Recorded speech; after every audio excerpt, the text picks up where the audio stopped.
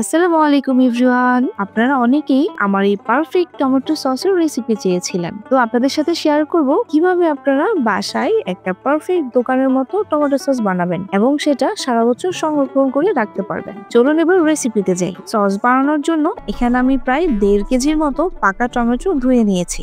এবার কাটার পালা। আমি টমেটোগুলোকে 4 ফালি করে কেটেছি, কারণ যেহেতু পাকা টমেটো সেদ্ধ হতে তেমন সময় লাগবে না, তাই সবগুলো টমেটো একইভাবে কেটে নিয়েছি। কাটা শেষ। এবার চুলায় একটা বড় প্যান বসিয়ে কেটে রাখা টমেটোগুলো ঢেলে দিলাম। এটার টেস্টটা এনহ্যান্স করার জন্য কিছু বেসিক মশলা দিব, যেমন একটা পেঁয়াজ কুচি, 10 কোয়া রসুন, 1 টেবিল চামচ গোলমরিচ, সাথে দিব সামান্য পরিমাণ আদা কুচি। এবার দিব 1 চামচের মতো লবণ। এতে টমেটোটা একটু তাড়াতাড়ি সেদ্ধ হবে, এবং 1 চামচ কাশ্মীরি মরিচ, যাতে খুব সুন্দর একটা লালচে কালার আসে। এখন এই সব মশলাগুলো নেড়ে চেড়ে ভালো করে টমেটোর সাথে মিশিয়ে নিব। আমি কিন্তু এখানে এক্সট্রা কোনো পানি ব্যবহার করিনি, এতে সসটা অনেকদিন ভালো থাকবে। আর টমেটো থেকে তো এমনিতে অনেক পানি বের হয়, ওটাতেই হয়ে যায়। আমি প্রায় 80% মতো টমেটোটাকে কুক করে নিয়েছি। এবার এগুলোকে ভালো করে নেড়েচেড়ে ঠান্ডা করে নিব। দেন একটা ব্লেন্ডারে ভালো করে স্মুথ একটা পেস্ট করে নিব। অবশ্যই ভালো করে ব্লেন্ড করবেন, যেন স্মুথ হয়, দানা দানা যেন না থাকে। এই যে আমারটা দেখেন, এইরকম পারফেক্ট স্মুথ হতে হবে। টেক্সচারটা দেখেছেন? এইরকম পারফেক্ট স্মুথ হতে হবে টেক্সচারটা। এবার যেই পাত্রে সস বানাবো ওই পাত্রে একটা ছাঁকনির সাহায্যে টমেটো পেস্টটা ছেঁকে নিব।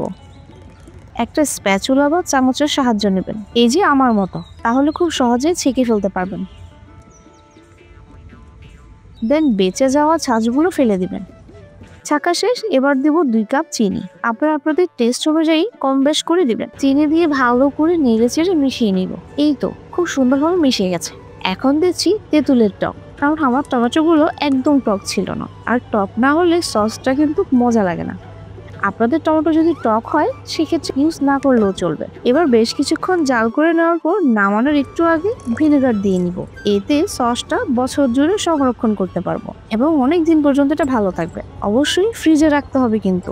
ভিনেগারটা ভালো করে একটু মিশিয়ে নিয়ে দিয়ে দিব চিলি ফ্লেক্স। এটা দেওয়ার অবশ্যই ট্রাই করবেন, কারণ এটা দিলে টেস্টটা অসম্ভব ভালো আসে, খুব সুন্দর একটা স্মেল পাবেন। আমার সসটা কুক হয়ে গেছে। এটার থিকনেসটা এই যে এরকম এসেছে, খুব বেশি ঘনও না, খুব বেশি পাতলাও না, একদম পারফেক্ট দোকানের সসের মতো কনসিস্টেন্সি। এখন এটাকে ঠান্ডা করে একটু নিজের মতো করে সাজিয়ে সংরক্ষণ করব। আপনারাও আপনাদের পছন্দ মতো সাজিয়ে গুছিয়ে ফ্রিজে সংরক্ষণ করে রেখে দিবেন এবং বছর জুড়ে খাবেন। তো আপনাদের আমার এই রেসিপিটি কেমন লাগলো অবশ্যই কমেন্টস করে জানাবেন, এবং আরো নতুন নতুন রেসিপি পেতে আমার ইউটিউব চ্যানেলটি সাবস্ক্রাইব করে রাখবেন। সবাই ভালো থাকবেন, বেশি করে খাবেন। আল্লাহ হাফিজ এভরিওয়ান।